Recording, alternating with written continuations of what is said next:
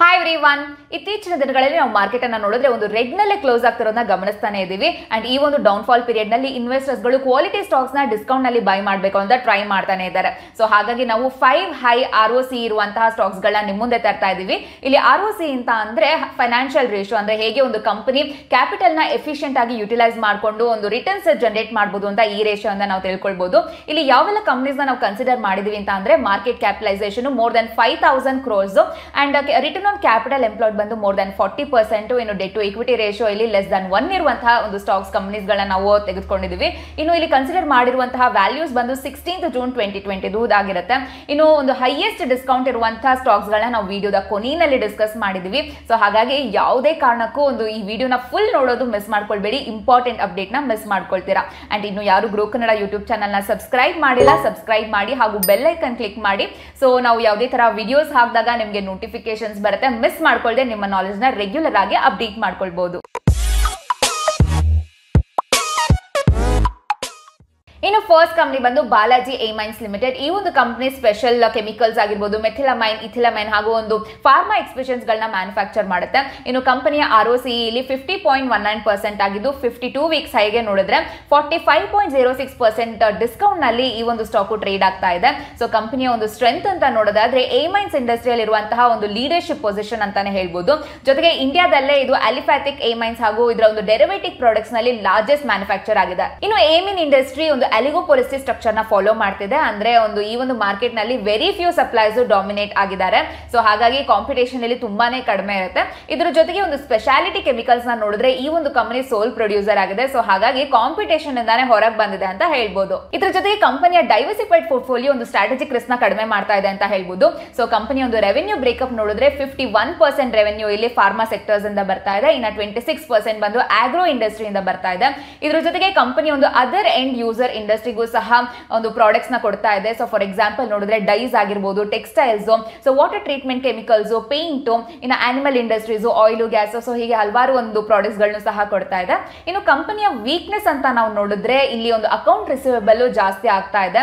So ಇದು ಒಂದು account receivable ಅಂತ ಅಂದ್ರೆ ಕಂಪನಿ ಕಸ್ಟಮರ್ಸ್ ಗೆ ಗೂಡ್ಸ್ ನ ಕ್ರೆಡಿಟ್ ಅಲ್ಲಿ ಸೇಲ್ ಮಾಡಿದೆ, ಅದನ್ನ ಕ್ಯಾಶ್ ಗೆ ಕನ್ವರ್ಟ್ ಆಗಿಲ್ಲ. ಸೊ ಒಂದು ಫೈನಾನ್ಷಿಯಲ್ ಇಯರ್ 22 ನಾವು ನೋಡಿದ್ರೆ ಒಂದು 98 crore ಇದ್ದಿದ್ದು 282 crore ಇದು ರೀಚ್ ಆಗಿದೆ. ಸೊ ಹಾಗಾಗಿ ಒಂದು ಕ್ರೆಡಿಟ್ ಕಲೆಕ್ಷನ್ ಕೆಪಾಸಿಟಿ ಈ ಒಂದು ಕಂಪನಿ ತುಂಬಾನೇ ಪೂರಾಗಿ ಮೇಂಟೈನ್ ಮಾಡಿದೆ ಅಂತ ಹೇಳ್ಬೋದು. ಸೊ ಹಾಗಾಗಿ ಒಂದು ಸೇಲ್ಸ್ ಕ್ಯಾಶ್ ಕನ್ವರ್ಟ್ ಆಗ್ತಿರೋದು ಒಂದು ರಿಸ್ಕ್ ಪಾಯಿಂಟ್ ಅಲ್ಲಿ ಇದೆ ಅಂತ ಹೇಳ್ಬೋದು. ಇನ್ನು ಕಂಪನಿಯ ಫೈನಾನ್ಷಿಯಲ್ ಇಂಡಿಕೇಟರ್ಸ್ ನಾವು ನೋಡೋದಾದ್ರೆ ಸ್ಕ್ರೀನ್ ಮೇಲೆ ನೋಡ್ತಿರುವಂತೆ ಇಲ್ಲಿ ಕರೆಂಟ್ ಮಾರ್ಕೆಟ್ ಪ್ರೈಸ್ ಬಂದು 2869.90 ಇದೆ. P ratio 25.25, debt to equity ಇಲ್ಲಿ 0.08, ಇನ್ನು 5 year ಸೇಲ್ಸ್ CAGR ಇಲ್ಲಿ 28.28 ಇದೆ.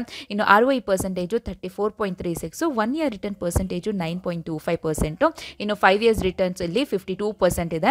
ಇನ್ನು 200 day ಮೂವಿಂಗ್ ಆವರೇಜ್ ಬಂದು 3076.30 ಇದೆ. ಇದು ಒಂದು ಕರೆಂಟ್ ಮಾರ್ಕೆಟ್ ಪ್ರೈಸ್ ಜಾಸ್ತಿ ಇರೋದ್ರಿಂದ ಒಂದು ನೆಗೆಟಿವ್ ಸೆಂಟಿಮೆಂಟ್ ನ ಇಂಡಿಕೇಟ್ ಮಾಡ್ತಾ ಇದೆ. ಇನ್ನು ಇಲ್ಲಿ RSI ಬಂದು 41.30 ಇದೆ. ಇನ್ನು 40 to 70 ಬ್ಯಾಂಡ್ ಅಲ್ಲಿ ಇರೋದ್ರಿಂದ ಒಂದು ಲೋವರ್ ಎಂಡ್ ನಲ್ಲಿ ಈ ಒಂದು ಸ್ಟಾಕ್ ನ್ಯೂಟ್ರಲ್ ಆಗಿದೆ ಅಂತ ಕನ್ಸಿಡರ್ ಮಾಡಬಹುದು. ಇನ್ನು ಎರಡನೇ ಕಂಪನಿ ಬಂದು ಇಂಡಿಯನ್ ಎನರ್ಜಿ ಎಕ್ಸ್ಚೇಂಜ್. ಈ ಒಂದು ಕಂಪನಿ ಒಂದು ಆಟೋಮೇಟೆಡ್ ಟ್ರೇಡಿಂಗ್ ಪ್ಲಾಟ್ಫಾರ್ಮ್ ಹೊಂದಿದ್ದು ಇಂಡಿಯಾದ ಮೊದಲ ಹಾಗೂ ಲಾರ್ಜೆಸ್ಟ್ ಎನರ್ಜಿ ಎಕ್ಸ್ಚೇಂಜ್ ಆಗಿದೆ. ಈ ಒಂದು ಪ್ಲಾಟ್ಫಾರ್ಮ್ ನಲ್ಲಿ physical delivery of electricity, renewable ಹಾಗೂ ಸರ್ಟಿಫಿಕೇಟ್ಸ್ ನ ಫೆಸಿಲಿಟೇಟ್ ಮಾಡುತ್ತೆ. ಜೊತೆಗೆ ಒಂದು ಕಂಪನಿಯ ROC ನೋಡಿದ್ರೆ 64.52% ಇದ್ದು 52 ವೀಕ್ಸ್ ಹೈಗೆ ನೋಡಿದ್ರೆ 47% ಡಿಸ್ಕೌಂಟ್ ನಲ್ಲಿ ಕರೆಂಟ್ಲಿ ಈ ಒಂದು ಸ್ಟಾಕ್ ಟ್ರೇಡ್ ಆಗ್ತಾ ಇದೆ. ಇನ್ನು ಕಂಪನಿಯ ಬಿಗ್ಗೆಸ್ಟ್ ಸ್ಟ್ರೆಂತ್ ಏನು ಅಂತ ನೋಡೋದಾದ್ರೆ ಒಂದು ಇಮೆನ್ಸ್ ಗ್ರೋತ್ ಪೊಟೆನ್ಷಿಯಲ್ ಅಂತ ಹೇಳ್ಬೋದು. ಸೊ ಇಂಡಿಯಾದಲ್ಲಿ ಆಗ್ತಿರುವಂತಹ ಅರ್ಬನೈಸೇಷನ್ ಹಾಗೂ ಒಂದು ಸರ್ಕಾರ ಸೌಭಾಗ್ಯ ಸ್ಕೀಮ್ ತಂದಿರೋದ್ರಿಂದ ಎಲೆಕ್ಟ್ರಿಸಿಟಿ ಮಾರ್ಕೆಟ್ ನಲ್ಲಿ ತುಂಬಾನೇ ಗ್ರೋತ್ ಆಗ್ತಾ ಇದೆ. ಜೊತೆಗೆ ಒಂದು ಎಲೆಕ್ಟ್ರಿಸಿಟಿ ಡಿಮ್ಯಾಂಡ್ ಜಾಸ್ತಿ ಆಗ್ತಿರೋದ್ರಿಂದ ಟ್ರೇಡಿಂಗ್ ಪ್ಲಾಟ್ಫಾರ್ಮ್ ನಲ್ಲೂ ಸಹ ವಾಲ್ಯೂಮ್ ಜಾಸ್ತಿ ಆಗ್ತಿರೋದನ್ನ ನಾವು ಗಮನಿಸಬಹುದು. ಇನ್ನು ಇಂಡಿಯಾದಲ್ಲಿ ಪವರ್ ಎಕ್ಸ್ಚೇಂಜ್ ಒಂದು 6% ಅಷ್ಟೇ ಟ್ರೇಡ್ ಆಗ್ತಾ ಇದೆ. ಬಟ್ ಈ ನಂಬರ್ಸ್ ಬಂದು ಡೆವಲಪ್ಡ್ ಕಂಟ್ರೀಸ್ ನಲ್ಲಿ 30 to 80% ಇದೆ. ಸೊ ಇದು ಒಂದು ಪಾಸಿಟಿವ್ ನ್ಯೂಸ್ ಅಂತಾನೆ ಹೇಳ್ಬೋದು. ಸೊ ಕಂಪನಿ ಒಂದು ಸ್ಟಾರ್ಟ್ ಆದಾಗಿಂದ 33% CAGR ಗ್ರೋತ್ ನ ಕಂಡಿದ್ರು ಸಹ ಈ ಒಂದು ನ್ಯೂಸ್ ಹೈ ಗ್ರೋತ್ ಪೊಟೆನ್ಷಿಯಲ್ ನ ಪ್ರೂವ್ ಮಾಡ್ತಾ ಇದೆ. ಇದರ ಜೊತೆಗೆ ಕಂಪನಿಯ ಸಬ್ಸಿಡಿಯರಿ ಒಂದು ಇಂಡಿಯನ್ ಗ್ಯಾಸ್ ಎಕ್ಸ್ಚೇಂಜ್ ಸಹ ವೆರಿ ಫಾಸ್ಟ್ ಗ್ರೋತ್ ಆಗ್ತಿರೋದನ್ನ ನಾವು ಗಮನಿಸಬಹುದು. ಇನ್ನು ಈ ಕಂಪನಿಯ ಬಿಗ್ಗೆಸ್ಟ್ ಚಾಲೆಂಜ್ ಬಂದು ಗವರ್ನಮೆಂಟ್ ರೂಲ್ಸ್ ಅಂತ ಹೇಳ್ಬೋದು. ಈ ಪವರ್ ಎಕ್ಸ್ಚೇಂಜಸ್ ಹೈಲಿ ರೆಗ್ಯುಲೇಟ್ ಆಗಿರುತ್ತೆ. ಸೊ ಇನ್ನ ಒಂದು ಗವರ್ಮೆಂಟ್ ಅನ್ಫೇವರಬಲ್ ಪಾಲಿಸೀಸ್ ನ ತಗೊಂಡ್ ಬಂದ್ರೆ ಈ ಒಂದು ಕಂಪನಿಯ ಮಾರ್ಕೆಟ್ ಡಾಮಿನೆನ್ಸ್ ಎಫೆಕ್ಟ್ ಆಗಬಹುದು. ಸೊ ಹಾಗಾಗಿ ಒಂದು ಕಾಂಪಿಟೇಷನ್ ಇನ್ಕ್ರೀಸ್ ಆಗೋದ್ರಿಂದ ಒಂದು ಮೋನೋಪೊಲಿ ಪೊಸಿಷನ್ ಇಲ್ಲಿ ಎಫೆಕ್ಟ್ ಆಗುತ್ತೆ ಅಂತ ಹೇಳ್ಬೋದು.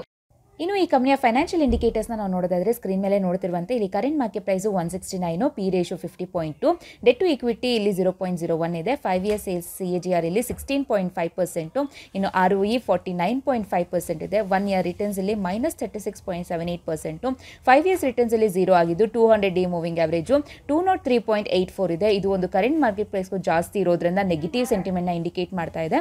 ಇನ್ನು ಇಲ್ಲಿ RSI 32.4 ಇರೋದ್ರಿಂದ ಒಂದು 40ಗೂ ಕಡಿಮೆ ಇರೋದ್ರಿಂದ ಈ ಒಂದು ಸ್ಟಾಕು ಓವರ್ ಸೋಲ್ಡ್ ಆಗಿದೆ ಅಂತ ಕನ್ಸಿಡರ್ ಮಾಡಬಹುದು. ಇನ್ನು third company Tanla platforms limited. ಈ ಒಂದು ಕಂಪನಿ ಕ್ಲೌಡ್ ಕಮ್ಯುನಿಕೇಶನ್ ಪ್ರೊವೈಡರ್ ಆಗಿದ್ದು ಬಿಸ್ನೆಸ್ ಹಾಗೂ ಕಸ್ಟಮರ್ಸ್ ನ ಕನೆಕ್ಟ್ ಮಾಡುತ್ತೆ. ಸೊ ಟ್ರೂ ಬ್ಲಾಕ್ ಅನ್ನೋ ಪ್ಲಾಟ್ಫಾರ್ಮ್ ಮುಖಾಂತರ ಇಂಡಿಯಾದ ಒಂದು ಆಟೋಮೇಟೆಡ್ SMS ಟ್ರಾಫಿಕ್ ನಲ್ಲಿ 70% ನಷ್ಟು ಮಾರ್ಕೆಟ್ ಶೇರ್ ಹೊಂದಿದೆ. ಇನ್ನು ಕಂಪನಿಯ ROCE ನಾವು ನೋಡಿದ್ರೆ 58.61% ಇದ್ದು 52 ವೀಕ್ಸ್ ಹೈಗೆ ನೋಡಿದ್ರೆ 48.89% ಡಿಸ್ಕೌಂಟ್ ನಲ್ಲಿ ಈ ಒಂದು ಸ್ಟಾಕು ಕರೆಂಟ್ಲಿ ಟ್ರೇಡ್ ಆಗ್ತಾ ಇದೆ. ಇನ್ನು ಕಂಪನಿಯ ಬಿಗ್ಗೆಸ್ಟ್ ಸ್ಟ್ರೆಂತ್ ಏನು ಅಂತ ಅಂದ್ರೆ ಟೆಕ್ ಪ್ಲಾಟ್ಫಾರ್ಮ್ ಸ್ಟ್ರಕ್ಚರ್ ಆಗಿದ್ದು ಇದು ರೆವೆನ್ಯೂನ ಇನ್ಕ್ರೀಸ್ ಮಾಡಿರೋದಲ್ಲದೆ ಒಂದು ಗುಡ್ ಇಕಾನಮಿ ಆಫ್ ಸ್ಕೇಲ್ಸ್ ನ ಕೊಟ್ಟಿದೆ. ಸೊ ಇನ್ನು ಇದರಿಂದ ಒಂದು ಟೈಮ್ ನ ಮತ್ತೆ ಇನ್ವೆಸ್ಟ್ಮೆಂಟ್ ಮಾಡೋದು ತಪ್ಪಿಸೋದಲ್ಲದೆ ಫಿಕ್ಸ್ಡ್ ಇನ್ವೆಸ್ಟ್ಮೆಂಟ್ ಇಂದ ರೆವೆನ್ಯೂ ಸ್ಕೇಲ್ ಸಹ ಜಾಸ್ತಿ ಆಗಿದೆ. ಇನ್ನು ಕಂಪನಿ ರೆಕಾರ್ಡ್ಸ್ ನಾವು ನೋಡಿದ್ರೆ ಮಾರ್ಜಿನ್ ಸಹ ಇಂಪ್ರೂವ್ಮೆಂಟ್ ಆಗಿರೋದನ್ನ ನಾವು ಗಮನಿಸ್ತೀವಿ. ಇನ್ನು 3 ಇಯರ್ಸ್ CAGR ನೋಡಿದ್ರೆ ಇಲ್ಲಿ 47% ಇದೆ, ಆದ್ರೆ ಒಂದು ಪ್ಯಾಡ್ CAGR ನೋಡಿದ್ರೆ 182% ಇರೋದನ್ನ ನಾವು ನೋಡಬಹುದು. ಸೊ ಇದು ಒಂದು ಪ್ರಾಫಿಟ್ ಮಾರ್ಜಿನ್ ಅಲ್ಲಿ ರ್ಯಾಪಿಡ್ ಗ್ರೋತ್ ಕಂಡಿರೋದನ್ನ ಗಮನಿಸ್ತೀವಿ. ಇನ್ನು ಕಂಪನಿಯ ವೀಕ್ನೆಸ್ ಅಂತ ನಾವು ನೋಡೋದಾದ್ರೆ ಕಂಪನಿ ಬಂದು SMS ಮೀಡಿಯಾ ಮೇಲೆ ತುಂಬಾನೇ ಡಿಪೆಂಡ್ ಆಗಿದೆ. ಲಾಸ್ಟ್ 3 ಇಯರ್ಸ್ ನಲ್ಲಿ 96 to 97% ಅಷ್ಟು ರೆವೆನ್ಯೂ ಬರ್ತಾ ಇರೋದು ಈ ಒಂದು ಮೆಸೇಜಿಂಗ್ ಇಂದಾನೆ. ಸೊ ಈ ಒಂದು SMS ಸೆಗ್ಮೆಂಟ್ ಅಲ್ಲಿ ಏನಾದರೂ ಒಂದು ಡಿಸ್ರಪ್ಷನ್ ಆದ್ರೆ ಅಥವಾ ಒಂದು ಬಿಸ್ನೆಸ್ ಟು ಕಸ್ಟಮರ್ ಕಮ್ಯುನಿಕೇಶನ್ ಅಲ್ಲಿ ಬೇರೆ ಒಂದು ಮೋಡ್ ಇದನ್ನ ರೀಪ್ಲೇಸ್ಮೆಂಟ್ ಮಾಡಿದ್ರೆ ಸೊ ಕಂಪನಿಯ ರೆವೆನ್ಯೂ ಬಂದು ತುಂಬಾನೇ ಇಂಪ್ಯಾಕ್ಟ್ ಆಗುತ್ತೆ. ಇನ್ನು ಈ ಕಂಪನಿಯ ಫೈನಾನ್ಷಿಯಲ್ ಇಂಡಿಕೇಟರ್ಸ್ನ ನಾವು ನೋಡೋದಾದ್ರೆ ಸ್ಕ್ರೀನ್ ಮೇಲೆ ನೋಡ್ತಿರುವಂತೆ ಕರೆಂಟ್ ಮಾರ್ಕೆಟ್ ಪ್ರೈಸ್ ಬಂದು 1080.10 ಇದೆ, P ratio 27.19, debt to equity ಇಲ್ಲಿ 0.04 ಇದೆ. ಇನ್ನು 5 ಇಯರ್ ಸೇಲ್ಸ್ CAGR ನೋಡಿದ್ರೆ 40.80%, ROE ಇಲ್ಲಿ 48%, 1 ಇಯರ್ ರಿಟರ್ನ್ಸ್ ನೋಡಿದ್ರೆ 40.67% ಇದೆ, 5 ಇಯರ್ಸ್ ರಿಟರ್ನ್ಸ್ ಇಲ್ಲಿ 98% ಇದೆ. ಇನ್ನು 200 ಡೇ ಮೂವಿಂಗ್ ಆವರೇಜು 1339.2 ಇದೆ. ಸೊ ಇದು ಒಂದು ಕರೆಂಟ್ ಮಾರ್ಕೆಟ್ ಪ್ರೈಸ್ಗೂ ಜಾಸ್ತಿ ಇರೋದ್ರಿಂದ ನೆಗೆಟಿವ್ ಸೆಂಟಿಮೆಂಟ್ನ ಇಂಡಿಕೇಟ್ ಮಾಡ್ತಾ ಇದೆ. ಇನ್ನು RSI ಇಲ್ಲಿ ನೋಡಿದ್ರೆ 30.8 ಇದೆ. ಸೊ ಇದು 40ಗೂ ಕಡಿಮೆ ಇರೋದ್ರಿಂದ ಈ ಒಂದು ಸ್ಟಾಕು ಓವರ್ ಸೋಲ್ಡ್ ಆಗಿದೆ ಅಂತ ಕನ್ಸಿಡರ್ ಮಾಡಬಹುದು. ಇನ್ನು 4ನೇ ಕಂಪನಿ ಚೆಂಪ್ಲಾ ಸನ್ಮಾರ್ ಲಿಮಿಟೆಡ್. ಈ ಒಂದು company specialty chemicals leading manufacture ಆಗಿದ್ದು specialty paste PVC resins custom made chemicals ನ ಮ್ಯಾನುಫ್ಯಾಕ್ಚರ್ ಮಾಡುತ್ತೆ. ಇನ್ನು ಈ ಒಂದು ಪ್ರಾಡಕ್ಟ್ಸ್ ನ ಆಗ್ರೋ ಕೆಮಿಕಲ್ಸ್, ಒಂದು ಫಾರ್ಮಾಸ್ಯೂಟಿಕಲ್ಸ್ ಹಾಗೂ ಒಂದು ಫೈನ್ ಕೆಮಿಕಲ್ ಸೆಕ್ಟರ್ಸ್ ನಲ್ಲಿ ಯೂಸ್ ಮಾಡ್ತಾರೆ. ಇನ್ನು ಕಂಪನಿಯ ಮ್ಯಾನುಫ್ಯಾಕ್ಚರಿಂಗ್ ಫೆಸಿಲಿಟೀಸ್ ಬಂದು ಒಂದು ತಮಿಳುನಾಡು ಹಾಗೂ ಪುದುಚೇರಿನಲ್ಲಿ ನಾವು ನೋಡಬಹುದು. ಇನ್ನು ಕಂಪನಿಯ ROCE ಇಲ್ಲಿ 51.12% ಆಗಿದ್ದು ಸೊ ಒಂದು 52 ವೀಕ್ಸ್ ಹೈಗೆ ನೋಡಿದ್ರೆ 50.34% ಡಿಸ್ಕೌಂಟ್ ನಲ್ಲಿ ಈ ಒಂದು ಸ್ಟಾಕು ಟ್ರೇಡ್ ಆಗ್ತಾ ಇದೆ. ಇನ್ನು ಕಂಪನಿಯ ಬಿಗ್ಗೆಸ್ಟ್ ಸ್ಟ್ರೆಂತ್ ಅಂತ ನಾವು ನೋಡೋದಾದ್ರೆ ರೆವೆನ್ಯೂ ಸೆಗ್ಮೆಂಟ್ ಅಲ್ಲಿರುವಂತಹ ಒಂದು ಡೈವರ್ಸಿಟಿ ಹಾಗೂ ಹೈ ಡಿಮ್ಯಾಂಡ್ ಪ್ರಾಸ್ಪೆಕ್ಟಸ್ ಒಂದು ಸ್ಟಿಡಿ ಗ್ರೋತ್ಗೆ ಸಪೋರ್ಟ್ ಮಾಡ್ತಿದೆ ಅಂತ ಹೇಳ್ಬೋದು. ಸೊ ಇಲ್ಲಿ ಒಂದು ರೆವೆನ್ಯೂ ಡೈವರ್ಸಿಫೈಡ್ ಆಗಿರೋದ್ರಿಂದ ಕಂಪನಿ ಹಲವಾರು ಒಂದು ಮಿಸೆಲೇನಿಯಸ್ ಸೆಗ್ಮೆಂಟ್ ಗಳನ್ನ ಹೊಂದಿದೆ. ಇಲ್ಲಿ 66% ರೆವೆನ್ಯೂ ಅಷ್ಟು PVC ಸಸ್ಪೆನ್ಷನ್ ಇಂದ ಬರ್ತಾ ಇದ್ರೆ 12% ರೆವೆನ್ಯೂ ನಾನ್ ಸ್ಪೆಷಾಲಿಟಿ ಕೆಮಿಕಲ್ಸ್ ಇಂದ ಹಾಗೂ 22% ರೆವೆನ್ಯೂ ಇಲ್ಲಿ ಸ್ಪೆಷಾಲಿಟಿ ಕೆಮಿಕಲ್ ಸೆಗ್ಮೆಂಟ್ ಇಂದ ಬರ್ತಾ ಇದೆ. ಇನ್ನು ಕಂಪನಿ ಒಂದು ಫ್ಯೂಚರ್ ಎಕ್ಸ್ಪಾನ್ಷನ್ ಪ್ಲಾನ್ ಇರೋದ್ರಿಂದ ಕಂಪನಿಯ ರೆವೆನ್ಯೂ ಇನ್ನೂ ಸಹ ಡೈವರ್ಸಿಫೈ ಆಗಿ ಬಿಸ್ನೆಸ್ ರಿಸ್ಕ್ ಪ್ರೊಫೈಲ್ ಇಲ್ಲಿ ಸ್ಟ್ರಾಂಗ್ ಆಗುತ್ತೆ ಅಂತ ಹೇಳ್ಬೋದು.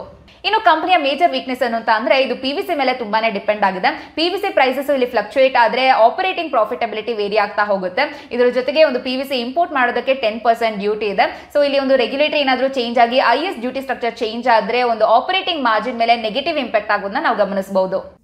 ಇನ್ನು ಈ ಕಂಪನಿಯ ಫೈನಾನ್ಷಿಯಲ್ ಇಂಡಿಕೇಟರ್ಸ್ನ ನಾವು ನೋಡೋದಾದ್ರೆ ಸ್ಕ್ರೀನ್ ಮೇಲೆ ನೋಡ್ತಿರುವಂತೆ ಇಲ್ಲಿ ಕರೆಂಟ್ ಮಾರ್ಕೆಟ್ ಪ್ರೈಸ್ ಬಂದು 409.90 ಇದೆ, ಪಿ ರೇಷಿಯೋ 10.22, ಇನ್ನು ಡೆಟ್ ಟು ಇಕ್ವಿಟಿ 0.53 ಇದೆ. ಇನ್ನು 5 ಇಯರ್ ಸೇಲ್ಸ್ CAGR ಇಲ್ಲಿ 0 ಆಗಿದ್ದು ROE ಪರ್ಸೆಂಟೇಜ್ ಬಂದು 51.32 ಇದೆ, 1 ಇಯರ್ ರಿಟರ್ನ್ಸ್ ಇಲ್ಲಿ -23.08, ಇನ್ನು 5 ಇಯರ್ಸ್ ರಿಟರ್ನ್ ಇಲ್ಲಿ 0 ಆಗಿದ್ದು 200 ಡೇ ಮೂವಿಂಗ್ ಆವರೇಜ್ ಇಲ್ಲಿ 554.74 ಇದೆ. ಇದು ಕರೆಂಟ್ ಮಾರ್ಕೆಟ್ ಪ್ರೈಸ್ಗೂ ಜಾಸ್ತಿ ಇರೋದ್ರಿಂದ ಒಂದು ನೆಗೆಟಿವ್ ಸೆಂಟಿಮೆಂಟ್ನ ಇಂಡಿಕೇಟ್ ಮಾಡ್ತಾ ಇದೆ. ಇನ್ನು RSI ಇಲ್ಲಿ 19.5 ಇದೆ. ಸೊ ಇದು ಒಂದು 40 ಕಡಿಮೆ ಇರೋದ್ರಿಂದ ಈ ಒಂದು ಸ್ಟಾಕು ಓವರ್ ಸೋಲ್ಡ್ ಆಗಿದೆ ಅಂತ ಕನ್ಸಿಡರ್ ಮಾಡಬಹುದು. ಇನ್ನು ಲಾಸ್ಟ್ ಬಂದು IRCTC Indian railway catering and tourism corporation. ಇದು PSU ಮಿನಿ ರತ್ನ ಕಂಪನಿ ಅಂತಾನೆ ಹೇಳ್ಬೋದು. ಸೊ ಇದು ಒಂದು ಆನ್ಲೈನ್ ರೈಲ್ವೆ ಟಿಕೆಟಿಂಗ್ ಹಾಗೂ ಟ್ರೈನ್ ಹಾಗೂ ಸ್ಟೇಷನ್ ಗಳಿಗೆ catering services, packed drinking water ಕೊಡುವಂತಹ ಎಕ್ಸ್ಕ್ಲೂಸಿವ್ ಸರ್ವಿಸ್ ಪ್ರೊವೈಡರ್ ಆಗಿದೆ. ಇನ್ನು ಕಂಪನಿಯ ROCE ನೋಡಿದ್ರೆ 52.32% ಆಗಿದ್ದು ಒಂದು 52 ವೀಕ್ಸ್ ಹೈಗೆ 53.09% ಡಿಸ್ಕೌಂಟ್ ನಲ್ಲಿ ಈ ಒಂದು ಸ್ಟಾಕು ಟ್ರೇಡ್ ಆಗ್ತಾ ಇದೆ. ಇನ್ನು ಈ ಕಂಪನಿಗೆ ಇರುವಂತಹ ಗವರ್ಮೆಂಟ್ ಸಪೋರ್ಟ್ ಇದರ ಸ್ಟ್ರೆಂತ್ ಹಾಗೂ ವೀಕ್ನೆಸ್ ಅಂತ ಹೇಳ್ಬೋದು. ಸೊ ಇಲ್ಲಿ ಒಂದು ರೆವೆನ್ಯೂ ಮೇನ್ಲಿ ಡಿಪೆಂಡ್ ಆಗಿರೋದೇ ಇಂಡಿಯನ್ ರೈಲ್ವೇಸ್ ಇಂದ. ಸೊ ಹಾಗಾಗಿ ಮಿನಿಸ್ಟ್ರಿ ಆಫ್ ರೈಲ್ವೇಸ್ ನಲ್ಲಿ ಯಾವುದೇ ತರ ಒಂದು ಪಾಲಿಸೀಸ್ ಚೇಂಜ್ ಆದ್ರೂ ಸಹ ಬಿಸ್ನೆಸ್ ಹಾಗೂ ಆಪರೇಷನ್ಸ್ ಗೆ ಇದು ಎಫೆಕ್ಟ್ ಮಾಡುತ್ತೆ. ಅಂಡ್ ಅಟ್ ಪ್ರೆಸೆಂಟ್ ಇದು ಮೊನೋಪಲಿನ ಎಂಜಾಯ್ ಮಾಡ್ತಾ ಇದೆ. ಬಟ್ ಗವರ್ಮೆಂಟ್ ಏನಾದ್ರೂ ಪ್ರೈವೇಟೈಸ್ ಮಾಡಬೇಕು ಅಂತ ಮುಂದಾದ್ರೆ ಒಂದು ಹ್ಯೂಜ್ ಕಾಂಪಿಟೇಷನ್ ನ ಫೇಸ್ ಮಾಡಬೇಕಾಗಿ ಬರುತ್ತೆ. ಇನ್ನು ಈ ಕಂಪನಿಯ ಫೈನಾನ್ಷಿಯಲ್ ಇಂಡಿಕೇಟರ್ಸ್ನ ನಾವು ನೋಡೋದಾದ್ರೆ ಸ್ಕ್ರೀನ್ ಮೇಲೆ ನೋಡ್ತಿರುವಂತೆ ಇಲ್ಲಿ ಕರೆಂಟ್ ಮಾರ್ಕೆಟ್ ಪ್ರೈಸ್ ಬಂದು 600.10, P ratio 72.02, debt to equity 0.06, ಇನ್ನು 5 ಇಯರ್ಸ್ CAGR ಇಲ್ಲಿ 4.34 ಇದೆ. ಇನ್ನು ROE ಪರ್ಸೆಂಟೇಜ್ ಬಂದು 39.79%, 1 ಇಯರ್ ರಿಟರ್ನ್ಸ್ ಇಲ್ಲಿ 46.2% ಇದೆ. 5 ಇಯರ್ಸ್ ರಿಟರ್ನ್ 0 ಆಗಿದ್ದು 200 ಡೇ ಮೂವಿಂಗ್ ಆವರೇಜ್ ಇಲ್ಲಿ 707.8 ಇದೆ. ಸೊ ಇದು ಒಂದು ಕರೆಂಟ್ ಮಾರ್ಕೆಟ್ ಪ್ರೈಸ್ಗೂ ಜಾಸ್ತಿ ಇರೋದ್ರಿಂದ ನೆಗೆಟಿವ್ ಸೆಂಟಿಮೆಂಟ್ ನ ಇಂಡಿಕೇಟ್ ಮಾಡ್ತಾ ಇದೆ.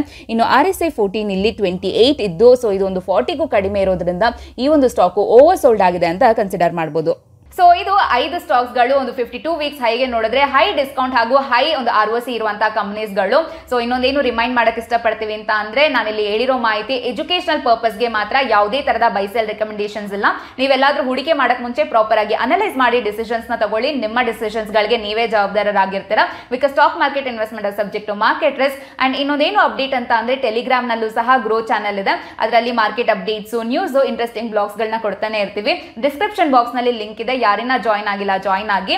ಅಂಡ್ ಇನ್ನ ಯಾರು ಗ್ರೋ ಕನ್ನಡ ಯೂಟ್ಯೂಬ್ ಚಾನಲ್ ನ ಸಬ್ಸ್ಕ್ರೈಬ್ ಮಾಡಿಲ್ಲ ಸಬ್ಸ್ಕ್ರೈಬ್ ಮಾಡಿ ಹಾಗೂ ಬೆಲ್ ಐಕನ್ ಕ್ಲಿಕ್ ಮಾಡಿ. ನಾವು ಹೊಸ ವಿಡಿಯೋಸ್ ಹಾಕಿದಾಗ ನಿಮಗೆ ನೋಟಿಫಿಕೇಶನ್ಸ್ ಬರುತ್ತೆ. ಮಿಸ್ ಮಾಡ್ಕೊಳ್ದೆ ನಿಮ್ಮ ನಾಲೆಜ್ ನ ಅಪ್ಡೇಟ್ ಮಾಡ್ಕೊಳ್ಬಹುದು. Thank you so much. Bye.